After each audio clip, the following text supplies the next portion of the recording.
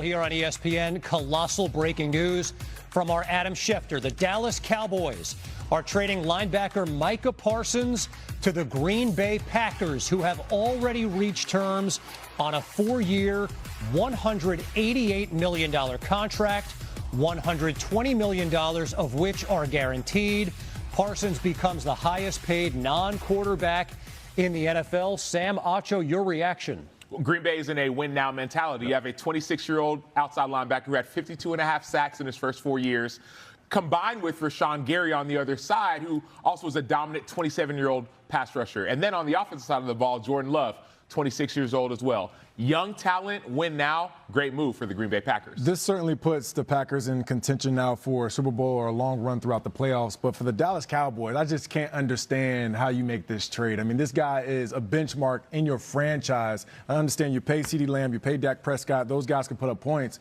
But this is a bookend guy. Like, you don't get rid of that. I think you said 52 sacks. How do you trade that away? If you're in that Dallas locker room and it's a Cowboys roster that is as has to be thought of in the conversation in the NFC, what message does it send when you trade away your best player? I think the biggest message is no matter how great you play, sometimes the value doesn't always show up. You know, that's kind of how I would take it as a former player. Like, how do you not, first off, how do you not get the deal done earlier in the summer? So this isn't a distraction deep into almost now September as the season's beginning here in a week.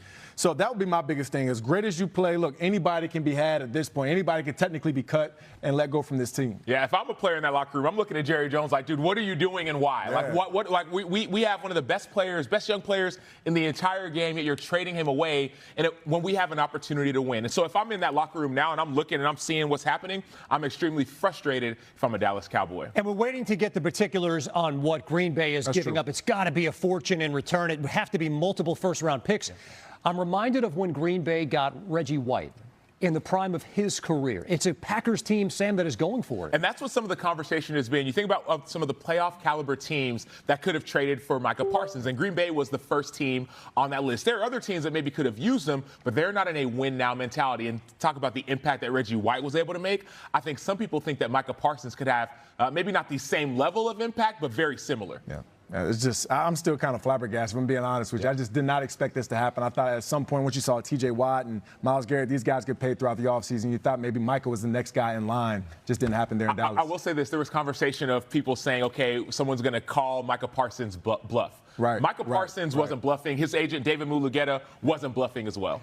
To say the very least, Adam Schefter had the breaking news on this colossal deal involving the best linebacker in the NFL. Adam, what more can you tell us?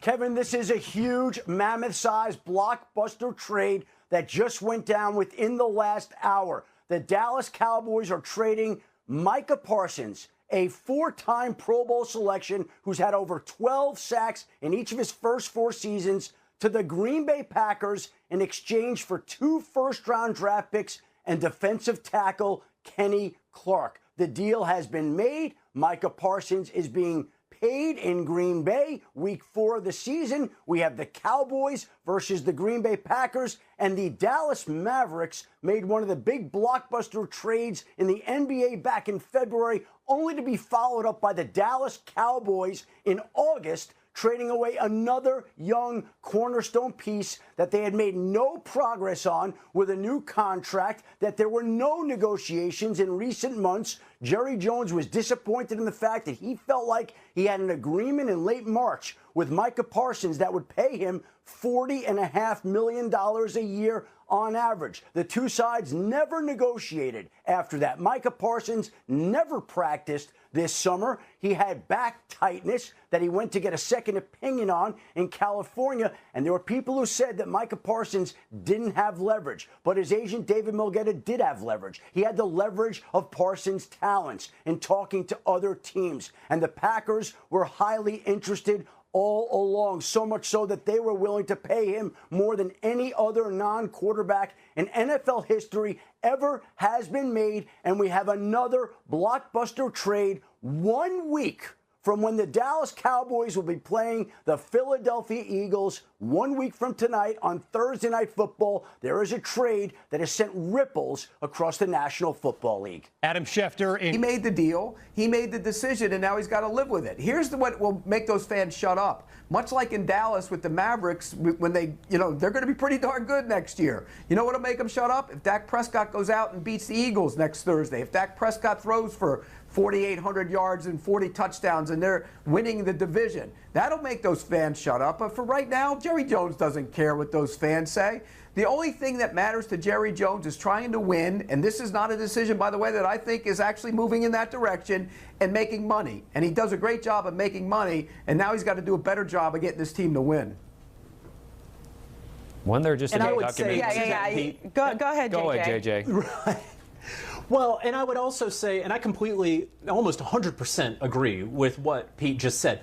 First of all, let's take the last thing Pete said first. The Dallas Cowboys, when they face the Philadelphia Eagles next week, they are a worse team next week without Micah Parsons than if they had Micah Parsons, right? Kenny Clark is a very nice player. He is not Micah Parsons. Micah Parsons is a guy, he is in that TJ Watt, he is in that Myles Garrett. In some respects, he's in that echelon where when you have the Dallas Cowboys on Sunday, well, that Monday, you're already game planning around Micah Parsons. You're not doing that for a Kenny Clark. Now, eventually, when you can ultimately use those 2 first-round picks, and the Green Bay Packers hope that they're sending picks number 31 or 32 to the Dallas Cowboys over the next couple of years, that can effectively equal a Micah Parsons. You didn't pay him $47 million per year, and you got these players. That's going to take some time. I will also say that Jerry Jones has a team that just came out with a valuation. I think Forbes had it around $13 billion. If this team were to ever go to sale, and they won't, but if they were, it would sell for more than that, right? It is almost like the Mona Lisa of sports. You can't really put a price on it because it will never sell. And so I don't think that the fan fallout is going to matter. And I think Pete really hit the nail on the head that ultimately, if Dak Prescott has another MVP-like season, like he had a couple of years ago when he was in the top 3 of MVP voting, if the Dallas Cowboys can finally break through and make it back to the NFC Conference title game for the first time in a quarter century, then folks will say, wow, that was a crazy summer with Micah. Oh, wonder what could have been. But it's okay. We're back there.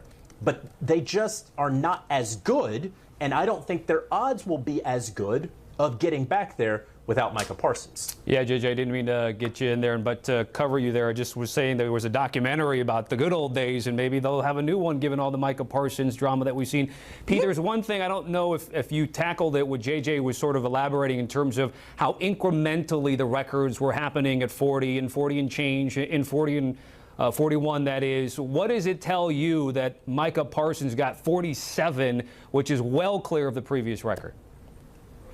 Well, it tells you that he's an elite pass rusher in the prime of his career. You look at some of them other pass rushers, those guys are 30, 31. They're not 26. 26 is the target age. I remember that being told to me a long time ago covering this league. Whenever you want to go get a player, get a free agent, look at age 26. That's when he's at his prime. The other guys, they're past their prime, and they still got good deals, but that's why he got the big deal. By the way, the Green Bay Packers were the youngest team in the league last year, the youngest team in the league.